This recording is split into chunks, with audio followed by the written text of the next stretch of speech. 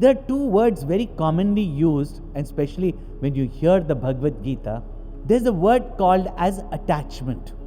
And very often when you're told, give up your attachment, immediately we think, how can we give up attachment to our children? Because we confuse that attachment with love.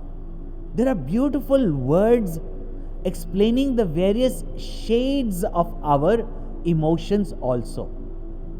So if the emotion of love, Preeti, is there, when it is directed to something lower, something smaller, something finite, something limited, it is called as sneha or asakti. Now this doesn't mean if any girl's name or any woman's name is Sneha, it is used in terms of love. But sneha means that which sticks. So when two stick to each other, that is called as sneha. Attachment in English, let us put that word. But when two identify with each other to feel a sense of oneness, that is called as love. Don't confuse attachment to be love. And next time, don't just say attachment is love. No, I'm not attached to my dog. I just love my dog.